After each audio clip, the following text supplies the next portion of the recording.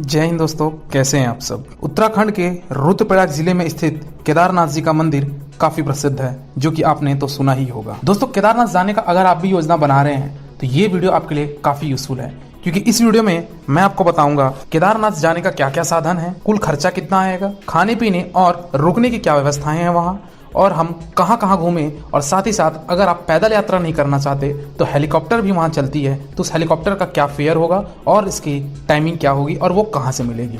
तो आज की वीडियो में बने रहिएगा। मैं पूरी तरीके से आपको मैं बताऊंगा कि केदारनाथ जाने के लिए आपको एक परफेक्ट प्लानिंग कैसे करनी है। तो आज की वीडियो में मैं आपको केदारनाथ जी की यात्रा का पूरा विस्तार पूर्वक वर्णन करूंगा। सबसे पहले बात करते हैं दोस्तों, हम केदारनाथ कैसे पहुंचे। केदारनाथ पहुंचने के लिए दोस्तों अगर मैं पहले बात करूं ट्रेन की, तो दोस्तों ट्रेन में आपके पास 3 विकल्प हैं। पहला हरिद्वार रेलवे स्टेशन, दूसरा देहरादून रेलवे स्टेशन और तीसरा ऋषिकेश रेलवे स्टेशन। दोस्तों ऋषिकेश रेलवे स्टेशन अगर आप आते हैं तो आपको बस का सफर 30 किलोमीटर थोड़ा सा कम पड़ जाएगा, लेकिन अगर आप देहरादून और हरिद्वार आते हैं तो लगभग आपको वो सेम डिस्टेंस पड़ेगा। दोस्तों अगर आप बस का सफर थोड़ा सा कम करना चाहते हैं तो मैं ये रिकमेंड करूंगा कि आप ऋषिकेश आ जाइएगा। अदरवाइज अगर आपको कोई आपत्ति नहीं है तो आप हरिद्वार तक आ सकते हैं, क्योंकि हरिद्वार तक हमारी सारी प्रमुख ट्रेनें आती हैं। ऋषिकेश तक सारी ट्रेनें नहीं जाती हैं, कुछ ही ट्रेन वहाँ जाती हैं। तो आप अपने हिसाब से अपने शहर से जो भी आपके ट्रेन अवेलेबल होंगी आप जरूर वहां तक देख लीजिएगा, चाहे वो हरिद्वार हो, चाहे वो आपका ऋषिकेश हो, चाहे आपका वो देहरादून है। तो दोस्तों केदारनाथ पहुंचने के लिए ट्रेन का सफर सिर्फ इतना ही संभव है, बाकी का सफर आपका बस से करना होगा। केदारनाथ यात्रा के लिए आपको सबसे पहले सोनप्रयाग पहुंचना होगा। दोस्तों सोनप्रयाग जाने के लिए तीनों रेलवे स्टेशन से आपको बस अवेलेबल होगा, यानी कि देहरादून से भी आपको बसेस मिलेंगी सोनप्रयाग के लिए, हरिद्वार से भी सोनप्रयाग के लिए मिलेंगी, और साथ ही साथ आपके ऋषिकेश अगर आप आते हैं तो वहां से भी आपको आराम से सोनप्रयाग के लिए बस मिल जाएगी। दोस्तों केदारनाथ पहुंचने के लिए अगर आपका माध्यम फ्लाइट से है तो दोस्तों अगर मैं फ्लाइट की बात करूं तो देहरादून एयरपोर्ट आप फ्लाइट से आ सकते हैं। आपके जिस भी राज्य से या फिर जिस भी शहर से आपकी फ्लाइट देहरादून के लिए अवेलेबल है तो आप देहरादून तक आ सकते हैं, अन्यथा आप दिल्ली आकर आप दिल्ली से भी देहरादून के लिए फ्लाइट पकड़ सकते हैं। दोस्तों फ्लाइट का भी सफर सिर्फ देहरादून एयरपोर्ट तक ही हो पाएगा, क्योंकि उसके आगे का सफर मैंने जैसा कि आपको बताया कि बस से ही आपको करनी होगी। दोस्तों अगर मैं बात करूं यहाँ पे टोटल डिस्टेंस की, तो हरिद्वार से सोनप्रयाग आपको 230 किलोमीटर पड़ेगा, और अगर मैं देहरादून से सोनप्रयाग की बात करूं तो वो आपको लगभग 250 किलोमीटर पड़ेगा, और अगर ऋषिकेश से सोनप्रयाग की अगर बात करूं तो 210 किलोमीटर पड़ेगा। दोस्तों सबसे कम डिस्टेंस जो है वो ऋषिकेश से सोनप्रयाग है, इसलिए मैंने आपको कहा था कि अगर आपको बस का सफर दुर्गम लगता है तो आप ऋषिकेश आकर अपना सफर 210 किलोमीटर के साथ कर सकते हैं। दोस्तों अब बात करते हैं हम सोनप्रयाग पहुंचने के लिए जो हम बस लेंगे उस बस की टाइमिंग क्या होगी। तो दोस्तों अगर आप हरिद्वार, चाहे देहरादून, चाहे आप ऋषिकेश जाएं, तीनों ही जगह पे आपको बस आसानी से अवेलेबल हो जाती है सोनप्रयाग के लिए, और वहां का जो समय है वो सुबह 5 बजे से लेकर शाम के 7-8 बजे तक आराम से आपको बस अवेलेबल वहां हो जाती है। दोस्तों अब बात करते हैं यहाँ पे कि बस की जो टिकट है वो टिकट मैं कैसे लूंगा, वो ऑनलाइन लूं या ऑफलाइन लूं, और अगर ये टिकट मुझे लेनी है तो मैं कहां पे लूंगा। दोस्तों बस की बुकिंग पहले ही करवा लीजिए। अगर मैं हरिद्वार की बात करूं तो हरिद्वार रेलवे स्टेशन के बाहर बहुत सारे एजेंट्स होते हैं, बहुत सारे वहां पे ट्रैवल एजेंसी है, तो वहां जाके आप अपने बस की टिकट ले सकते हैं। दोस्तों आप हरिद्वार में जिस भी समय पहुंचे, चाहे वो सुबह का वक्त हो चाहे शाम का वक्त हो, तो उसके अकॉर्डिंग आप अपना टाइम देख लीजिए कि आपको सोनप्रयाग के लिए कितने बजे की बस आपको पकड़नी पड़ेगी। तो हरिद्वार रेलवे स्टेशन के बाहर बहुत सारे काउंटर बने हुए हैं, तो वहां से भी आप टिकट ले सकते हैं ऑफलाइन, अन्यथा आप हरिद्वार से कुछ ही दूरी पर वहां पे बस स्टैंड है, तो आप बस स्टैंड में भी जाके काउंटर से आप बस की टिकट ले सकते हैं। इसी तरीके से दोस्तों आपको ऋषिकेश और देहरादून में भी आराम से ऑफलाइन टिकट वहां पे मिल जाएगा। आप रेलवे स्टेशन के बाहर आइए, बहुत सारे वहां पे ट्रैवल एजेंसीज हैं, आप वहां से जाके अपनी बस की टिकट ले सकते हैं। दोस्तों यहाँ पे एक समस्या हो सकती है, कुछ लोगों को बस में पीछे की सीट या फिर अगर थोड़ा बीच की सीट मिल जाती है तो फिर वोमिटिंग जैसे समस्या या फिर सर दर्द जैसे समस्या हो जाती है। तो दोस्तों अगर आपको कंफर्टेबल लगता है सामने की सीट के लिए तो वो आपको ऑफलाइन टिकट में मिल पाना थोड़ा सा मुश्किल हो सकता है। तो दूसरा विकल्प आपके पास है कि आप ऑनलाइन टिकट आप पहले से बुक कर लीजिए। तो ऑनलाइन विजिट करके भी आप आराम से अपनी टिकट बुक कर सकते हैं, जो भी आपको सीट चाहिए सामने की सीट आप ले सकते हैं, जिससे आपका यात्रा थोड़ा सा सुखद हो सकता है। हाँ ये बात जरूर है कि इसमें थोड़ा सा आपको कॉस्ट ज्यादा पड़ेगा, लेकिन आपको अपनी मनपसंद सीट जरूर मिल जाएगी, और अगर आप ऑनलाइन बुकिंग करते हैं तो। दोस्तों अगर अब मैं बात करूं सोनप्रयाग तक का किराया हमको कितना लगेगा बस का, तो दोस्तों अगर आप स्टेशन के बाहर अगर आप ऑफलाइन टिकट लेते हैं तो ये आपका प्रति पर्सन 350 रुपए के आसपास पड़ेगा। अगर यही टिकट अगर आप ऑनलाइन बुकिंग करते हैं तो ये आपको 500 की टिकट ये पड़ जाती है। दोस्तों ये जो भी फेयर बता रहा हूँ ये मैं सीटिंग बस की बता रहा हूँ, सोनप्रयाग तक के लिए कुछ बसेस हमारी पुशबैक सीट भी चलती हैं, जिसको हम सेमी स्लीपर भी कह सकते हैं। तो दोस्तों अगर पुशबैक सीट की अगर मैं बात करूं तो उसका किराया लगभग 500 रुपए एक टिकट का होता है अगर आप ऑफलाइन कराते हैं। तो अगर आप यही टिकट अगर आप ऑनलाइन कराते हैं तो ये टिकट आपका लगभग 700 से 750 तक का ये किराया बढ़ जाता है अगर आप पुशबैक सीट में आना चाहते हैं। तो दोस्तों हरिद्वार से चाहे ऋषिकेश से चाहे देहरादून से किसी भी तरीके की कोई स्लीपर बस नहीं चलती है, क्योंकि हमारा केदारनाथ पहुंचने का जो मार्ग है वो पूरा घाट सेक्शन से बना हुआ है। तो घाट सेक्शन में स्लीपर बस नहीं चलती है क्योंकि वहां पे उसका संतुलन बिगड़ सकता है। तो जो भी वहां पे बसेस चलती हैं तो या तो वो पुशबैक बसेस चलती हैं या फिर वो केवल सिटिंग बसेस चलती हैं। दोस्तों केदारनाथ का जो ट्रस्ट है उसकी भी एक वेबसाइट है जिसको कहा जाता है गढ़वाल मंडल विकास निगम, जिसको हम शॉर्ट में GMVN भी कहते हैं। दोस्तों आप GMVN की वेबसाइट पे भी जाकर आप अपनी बस की ऑनलाइन बुकिंग करा सकते हैं या फिर जो भी यहाँ पे थर्ड पार्टी एप्स होते हैं उस ऐप के द्वारा भी आप अपने टिकट बुक करा सकते हैं। दोस्तों अब हम लोग सोनप्रयाग के लिए रवानगी लेते हैं। ये सफर आपको लगभग 8 से 9 घंटा लग जाएगा अगर आप हरिद्वार और देहरादून से आते हैं। तो दोस्तों अगर आप अपनी खुद की गाड़ी से आ रहे हैं, अगर आप पर्सनल कार है आपके पास, अगर आप कार से आना चाहते हैं तो दोस्तों आप सोनप्रयाग तक अपने कार के माध्यम से आ सकते हैं। लेकिन ये बताना चाहूंगा कि सोनप्रयाग के बाद किसी भी तरीके कोई प्राइवेट कार या फिर कोई बस सोनप्रयाग के आगे नहीं जाती है। दोस्तों सोनप्रयाग तक ही आपका सफर रहेगा। आप अपनी कार को सोनप्रयाग में पार्किंग कर दीजिए। दोस्तों अगर पार्किंग की बात करूं, पार्किंग बहुत बड़ा है और सोनप्रयाग में आपका पार्किंग का जो किराया है वो 24 घंटे का 50 रुपए आपका कार का किराया लग जाता है। तो आप पार्किंग चार्ज देकर सोनप्रयाग से अपनी यात्रा आगे प्रस्थान कर सकते हैं। दोस्तों सोनप्रयाग आप पहुंचते हैं, अगर आपको सोनप्रयाग पहुंचते पहुंचते रात हो जाती है या फिर ये कहूं कि अगर आप सोनप्रयाग में स्टे करना चाहते हैं, आप रुकना चाहते हैं, क्योंकि 8 घंटे का बस का सफर काफी ज्यादा दुर्लभ होता है, तो उस केस में अगर आप सोनप्रयाग में स्टे लेना चाहते हैं तो आप सोनप्रयाग में बिल्कुल स्टे ले सकते हैं। दोस्तों यहाँ पे अगर सोनप्रयाग में रुकने की अगर मैं बात करूं उससे पहले मैं आपको यह बताना चाहूंगा कि बेस्ट सीजन कौन सा होगा केदारनाथ जाने का। दोस्तों जैसा कि आपको पता है केदारनाथ हमारा केवल और केवल 6 से 7 महीने के लिए ही कपाट खोला जाता है, जो कि अप्रैल में अक्षय तृतीया के दिन केदारनाथ जी का कपाट खुलता है और अक्टूबर नवंबर में कार्तिक पूर्णिमा के दिन केदारनाथ जी का कपाट बंद हो जाता है। तो अप्रैल में से लेकर अक्टूबर नवंबर तक के बीच का जो समय है, इस समय में जो आपका बेस्ट सीजन है वो है सितंबर से अक्टूबर का। दोस्तों थोड़ी सी यहाँ पे ठंड होती है बट ये समय पीक सीजन नहीं होता। कहने का मतलब ये है कि इस सीजन में आपके बजट भी थोड़े कम आएंगे और भीड़ भी थोड़ी सी कम होगी। दोस्तों मई और जून की अगर मैं बात करूं काफी ज्यादा वहां पे भीड़ होती है क्योंकि ये गर्मी छुट्टी का सीजन होता है, तो काफी लोग वहां जाते हैं। और दोस्तों अगर आप जुलाई अगस्त में जाते हैं तो केदारनाथ में कभी भी वर्षा हो जाती है जिससे आपकी यात्रा में उतना आनंद नहीं आ पाएगा। इसलिए आप जुलाई अगस्त का सीजन मत करिए। करना है तो आप आराम से अपना अक्टूबर नवंबर कर सकते हैं, क्योंकि वो सीजन में आपका बजट भी कम हो जाते हैं, क्योंकि होटल के चार्ज, खाने पीने के चार्ज डबल से ट्रिपल रेट वहां के लोग चार्ज करते हैं अगर आप मई सीजन में जाते हैं। इसलिए बेस्ट सीजन है आपका अक्टूबर और आप नवंबर में जाइए, आराम से आप दर्शन कर लेंगे और साथ ही साथ आपको कम बजट में केदारनाथ का दर्शन हो जाएगा। दोस्तों अब मैं बात करता हूँ सोनप्रयाग में अगर आप रुकना चाहते हैं तो वहां के होटल का किराया आपको 800 से 1000 तक मिलेगा। आप थोड़ी बहुत बार्गेनिंग करा सकते हैं अगर आप ऑफ सीजन में जा रहे हैं। अगर आप वही मई जून में जाएंगे तो इसका किराया लगभग 3000 से 4000 रुपए होटल वालों का किराया हो जाता है 24 घंटे का। दोस्तों अगर आपको ये 1000 रुपए भी काफी ज्यादा लग रहा है, अगर आप रूम नहीं लेना चाहते हैं तो दूसरा ऑप्शन आपके पास है डॉर्मेंट्री। दोस्तों सोनप्रयाग में बहुत सारे डॉर्मेंट्री हैं, आपको वो 350 रुपए प्रति व्यक्ति प्रतिदिन के हिसाब से वो आपको चार्ज करेंगे। दोस्तों अगर ये बजट भी आपको अगर ज्यादा लग रहा है तो मैं तीसरा विकल्प आपको बताता हूँ। सोनप्रयाग में आपको हॉल भी मिल जाएंगे। दोस्तों एक बहुत बड़ा हॉल रहा है जिसमें आपको गद्दे, तकिए और आपको रजाई दे दी जाएगी और 100 रुपए प्रति व्यक्ति प्रतिदिन के हिसाब से आपको लिया जाएगा। दोस्तों रही बात सामान रखने की, तो वहां पे आपको क्लॉक रूम भी दे दिया जाएगा जिसमें आप अपना सामान रख के आप उसको लॉक करके चाबी अपने पास रख सकते हैं। दोस्तों अब हम बढ़ते हैं आगे की तरफ। सोनप्रयाग से दोस्तों आपको बढ़ना पड़ेगा गौरीकुंड के लिए। दोस्तों सोनप्रयाग से गौरीकुंड का जो डिस्टेंस है वो 5 किलोमीटर है और सोनप्रयाग से गौरीकुंड आपको कैसे पहुंचना है तो वो आपके पास 2 विकल्प है। सोनप्रयाग से अगर आप खच्चर से जाना चाहते हैं पूरा केदारनाथ जी के मंदिर तक तो आप सोनप्रयाग से ही खच्चर ले सकते हैं। घोड़े खच्चर का किराया आपका ये 2500 रुपए पड़ता है एक व्यक्ति का, एक बार जाने का। और दूसरा विकल्प आपके पास है दोस्तों कि वहां पे प्राइवेट टैक्सी।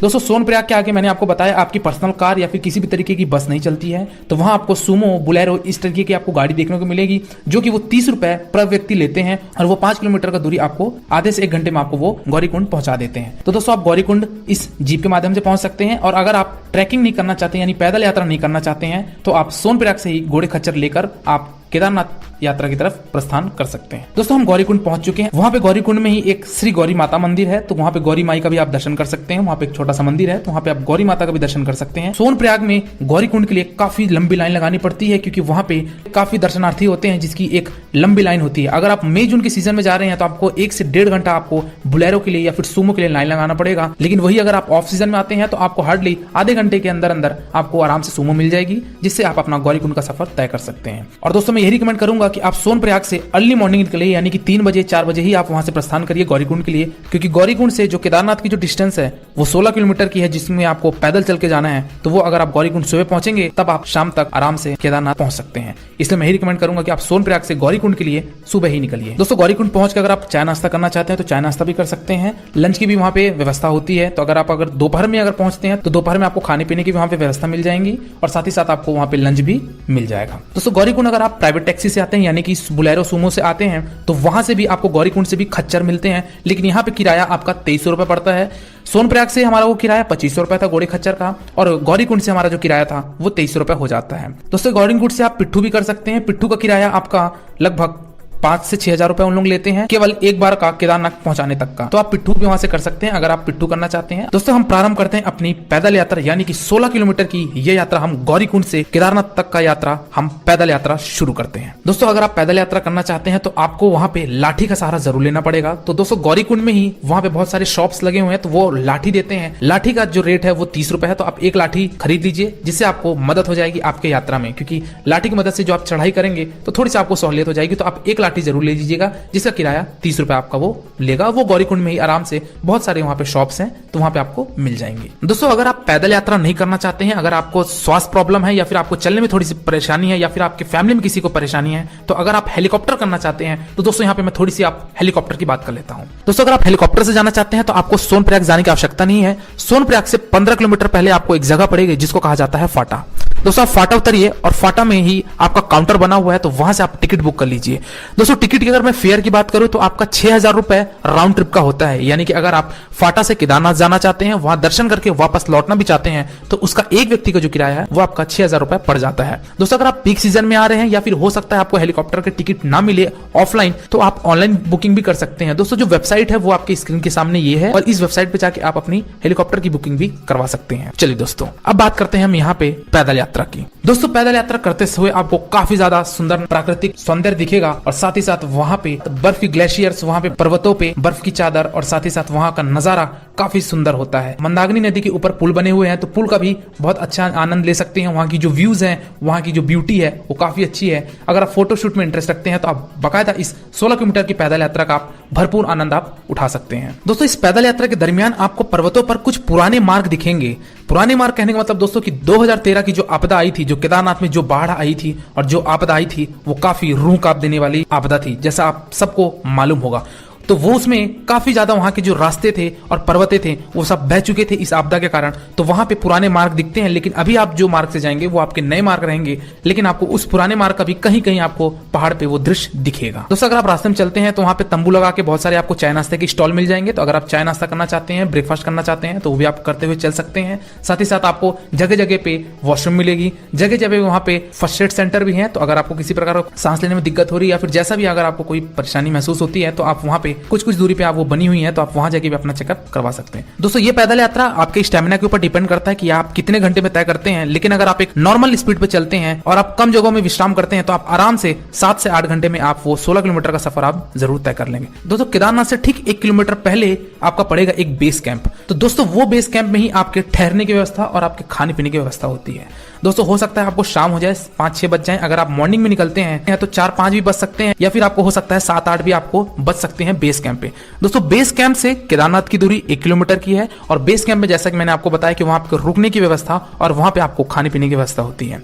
दोस्तों यहाँ पे मेन चीज आती है कि हमको वहां पे रुकने की किस तरीके से वहां पे बुकिंग करनी पड़ेगी। तो दोस्तों बेस कैंप में ही हमारा GMVN का यानी कि गढ़वाल मंडल विकास निगम का वहां पे गेस्ट हाउस है। तो उस गेस्ट हाउस में भी आप रुककर रात गुजार सकते हैं। दोस्तों यहाँ पे रुकने के 3 पैमाने हैं, यानी कि यहाँ पे 3 प्रकार से आप यहाँ पे रुक सकते हैं। पहले ऑप्शन की अगर मैं बात करूं दोस्तों, तो वहां पे बेस कैंप में बहुत सारे टेंट लगे होते हैं। उस टेंट में टोटल 10 बिस्तर होते हैं और 300 रुपए पर व्यक्ति पर डे आपका वो चार्ज होता है। तो अगर आपको टेंट अवेलेबल हो जाता है तो आप टेंट में 300 रुपए देकर आराम से वहां आप रात गुजार सकते हैं। 10 लोगों का वो टेंट होता है, 300 रुपए प्रति व्यक्ति चार्ज किया जाता है।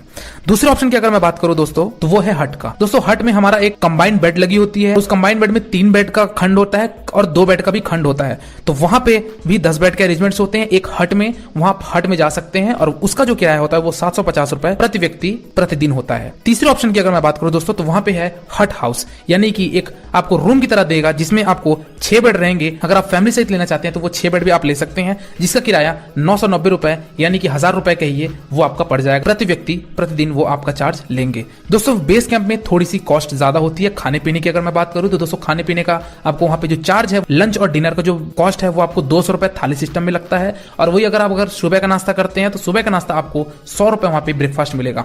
खाना स्वादिष्ट होता है। दोस्तों होटल की अगर मैं नाम की बात करूं तो वहीं बेस कैंप से लगा हुआ कुछ दूरी पर है वहां पे अन्नपूर्णा रेस्टोरेंट।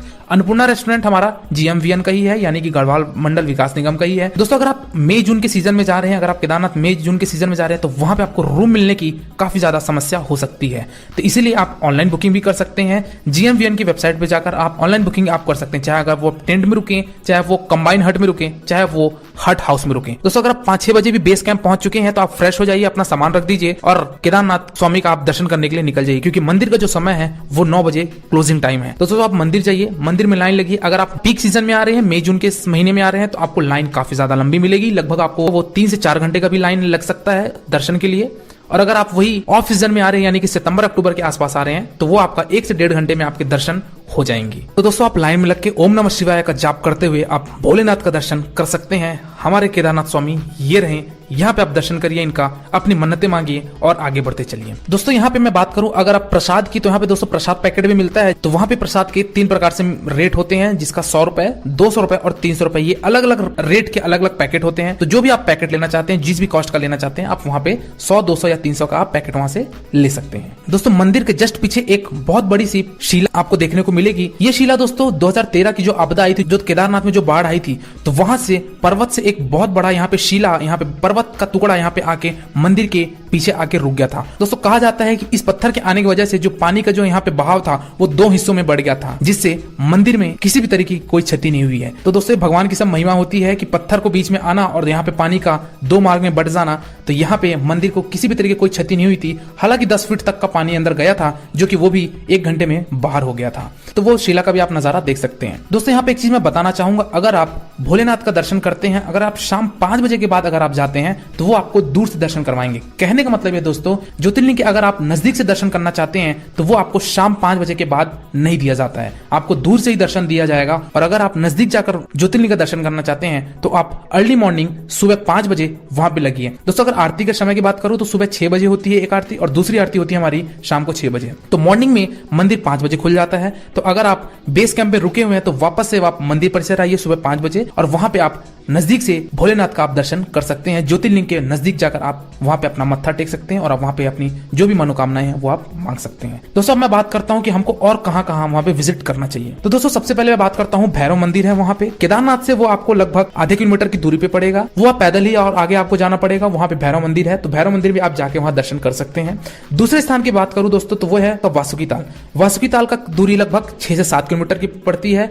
वहां का जो ब्यूटी है वो भी बहुत अच्छा है, वहां भी आप जाके विजिट कर सकते हैं, घूम सकते हैं। लेकिन ये कहना चाहूंगा कि ये जो 6 से 7 किलोमीटर का जो दूरी है वो काफी ज्यादा लंबा हो जाता है, क्योंकि आपको इसमें भी ट्रैकिंग करके जानी पड़ती है, चढ़ के जाना पड़ता है। तो अगर आप वासुकी ताल जाना चाहते हैं तो आपको एक दिन और स्टे करना पड़ेगा, बेस कैंप में आपको एक दिन और रुकना पड़ेगा, तभी आपका वासुकी ताल कवर हो पाएगा। दोस्तों तीसरे स्थान की अगर मैं बात करूं तो वो है आपका गांधी सरोवर। ये आपका 3 किलोमीटर पड़ता है मंदिर से, तो आप वहां पे गांधी सरोवर भी जा सकते हैं। दोस्तों बेसिकली एक तालाब है जिसका दृश्य काफी अच्छा है। दोस्तों अब मैं बात कर लेता हूं कि ये पूरी यात्रा को करने में हमको टोटल कितने दिन लगेंगे। दोस्तों ये आप मान के चलिए आपको 4 दिन का स्टे जरूर लेना पड़ेगा। केदारनाथ अगर आप दर्शन करने आ रहे हैं तो 4 दिन का आप स्टे कम से कम लीजिए। कहने का मतलब ये है कि 2 दिन जाने के लिए और 2 दिन वापस आने के लिए, क्योंकि अगर आप केदारनाथ मंदिर से वापस गौरीकुंड के लिए आएंगे तो वो भी आप पैदल यात्रा करेंगे। 16 किलोमीटर का पुनः आपको यात्रा करना पड़ेगा। हालांकि इसमें आपको समय कम लगेगा, लगभग ये आपको 5 घंटे में आप आ जाएंगे, क्योंकि ये उतार था, जाते टाइम हमको पूरा चढ़ाई था इसलिए हमको समय ज्यादा लगा, लेकिन आते टाइम हमको ये ढाल पड़ेगा, इस कारण हमारा समय कम लगेगा। तो कम से कम आप 4 दिन का एक जरूर बैकअप लेके चलिए और आराम से आप अपने यात्रा का आनंद उठा सकते हैं। अब जहां से भी आ रहे हैं दोस्तों, वहां पे आपको जो ट्रेन की जो वहां पे ड्यूरेशन लगेगी उस ड्यूरेशन को वो ऐड नहीं कर रहा हूं। यहाँ पे मैं केवल हरिद्वार से लेकर केदारनाथ यात्रा और वहां से वापस आने के हरिद्वार तक की यहाँ पे जो दिन बता रहा हूं वो आपके टोटल 4 दिन आपके यहाँ लगभग आपके लग जाएंगे। तो इस हिसाब से आप प्लानिंग करिएगा 2 दिन जाने के और 2 दिन वापस आने के। दोस्तों लास्ट में बात कर लेता हूँ यहाँ पे कुल खर्चे की कितने आएगी। दोस्तों यहाँ पे खर्चे को मैंने 3 भाग में कैटेगराइज किया है। अगर आप पैदल यात्रा करते हैं, यानी कि गौरीकुंड से अगर आप पैदल यात्रा केदारनाथ तक करते हैं और वापस केदारनाथ से आप गौरीकुंड आते हैं, तो वो आपका एक व्यक्ति का किराया लगभग 3000 रुपए प्रति व्यक्ति लग जाएगा। दोस्तों ये जो आंकड़ा बता रहा हूँ ये मैं ऑफ सीजन के लिए बता रहा हूँ। अगर आप ऑन सीजन में आते हैं तो आपका दर ये 5000 भी हो सकता है, लेकिन अगर आप ऑफ सीजन में आते हैं और यदि आप पैदल यात्रा करते हैं तो आपका 3000 रुपए प्रति व्यक्ति आएगा। दोस्तों दूसरे ऑप्शन की मैं बात करता हूं, अगर आप घोड़ा खच्चर लेते हैं तो दोस्तों घोड़े खच्चर का अगर आप लेते हैं और अगर आप ऑफ सीजन में आते हैं तो आपका ये बजट लगभग 7,000 रुपए हो जाएगा। और लास्ट अगर मैं बात करूं दोस्तों हेलीकॉप्टर से अगर आप आते हैं तो हेलीकॉप्टर का किराया आपका 10,000 रुपए तक एक व्यक्ति का जा सकता है। तो दोस्तों ये थी हमारे केदारनाथ यात्रा का पूरा कंप्लीट विवरण। आई होप आपको वीडियो पसंद आया होगा। यात्रावश चैनल को सब्सक्राइब करिएगा और वीडियो पसंद आया होगा तो एक लाइक जरूर दीजिएगा। तो आज की वीडियो में फिलहाल इतना ही, मिलते हैं फिर एक नई वीडियो में, तब तक के लिए शुक्रिया। जय हिंद, आपकी यात्रा मंगलमय हो।